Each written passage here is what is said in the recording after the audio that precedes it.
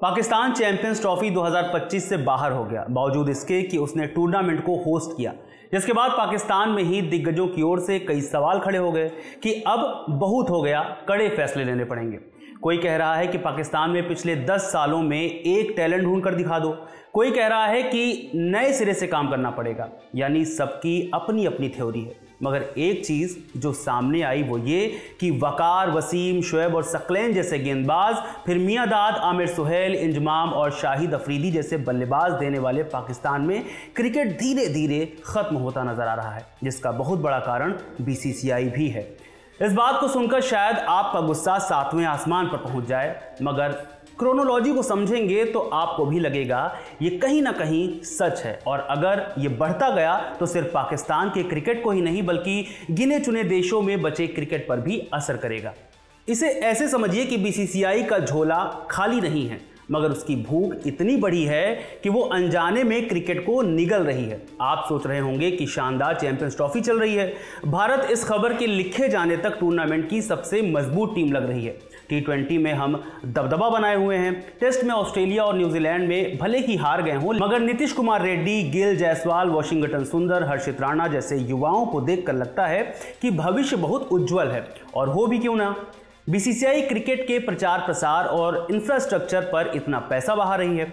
ऐसे में हम बीसीसीआई की बुराई क्यों कर रहे हैं, अब समझाते हैं। आईपीएल में कोई पाकिस्तानी क्रिकेटर शामिल नहीं होता, जो बहुत हद तक समझ में आता है, क्योंकि इससे जुड़े बहुत से कारण होते हैं। साउथ अफ्रीका की IPL style league, south Africa T20 league में भी कोई पाकिस्तानी खिलाड़ी नहीं खेल रहा है, क्योंकि ज़्यादातर टीमों के मालिक वही आईपीएल टीमों के मालिक हैं जो भारत में होती हैं। जैसे डरबन सुपर जॉइंट्स, ये साउथ अफ्रीका T20 लीग की एक टीम है और इसके मालिक का नाम संजीव गोयनका है, जो आईपीएल की टीम लखनऊ सुपर जॉइंट्स के भी मालिक हैं।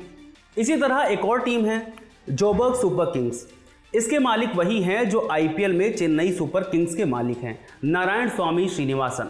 साउथ अफ्रीका T20 लीग की एक और टीम है MI केप टाउन और इसकी फ्रेंचाइजी भी रिलायंस के पास है।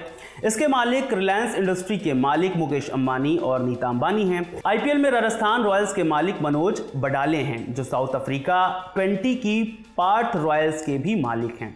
साउथ अफ्रीका T20 लीग की एक और टीम प्रिटोरिया कैपिटल्स के मालिक वही हैं जो आईपीएल में दिल्ली कैपिटल्स के हैं, पार्थ जिंदल, जो JSW स्पोर्ट्स के मालिक हैं।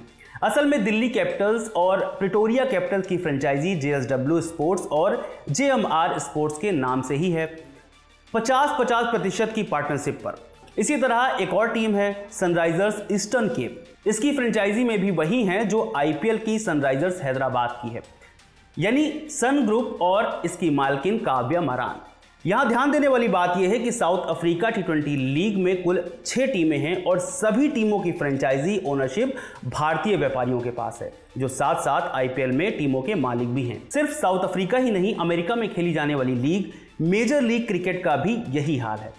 इसमें कुल 6 टीमें हैं, Los Angeles Knight Riders, San Francisco Unicorns, MI New York, Seattle Orcas, Washington Freedom और टेक्सास सुपर किंग्स। एक एक कर सभी के ऑनर्स के बारे में बताएंगे। लॉस एंजलिस नाइट राइडर्स उसी फ्रेंचाइजी के पास है जिसके पास आईपीएल की कोलकाता नाइट राइडर्स है, यानी रेड चिलीज एंटरटेनमेंट और मेहता ग्रुप। इसमें रेड चिलीज के मालिक तो बॉलीवुड एक्टर शाहरुख खान है, जबकि मेहता ग्रुप के मालिक बॉलीवुड की एक्ट्रेस जूही चावला और उनके पति जय मेहता हैं। सैन फ्रांसिस यूनिकॉर्न्स के मालिक किसी आईपीएल की टीम को तो फ्रेंचाइज नहीं कर रहे, मगर इसके मालिक भी हैं भारतीय मूल के व्यापारी ही हैं, जिनके नाम आनंद राजारमन और विनय हरिनारायण हैं। MI न्यूयॉर्क, जिसकी फ्रेंचाइजी इंडिवन स्पोर्ट्स के पास है और इसके मालिक भी मुकेश अंबानी ही हैं। सेटल ओरकॉस नाम की भी एक टीम है, जिसमें सत्य नडेला, सोमा सामुसागर, समीर बोडास, अशोक कृष्णमूर्ति और संजय पार्थ सारथी हैं, जो भारतीय मूल के ही हैं। मगर इसका हिस्सा एक और फ्रेंचाइजी है GMR ग्रुप, जो दिल्ली कैपिटल्स में 50% हिस्सेदारी रखता है। वाशिंगटन फ्रीडम नाम की टीम के मालिक भी वही हैं जो आईपीएल में लखनऊ सुपर जॉइंट्स के हैं, संजय गोविल।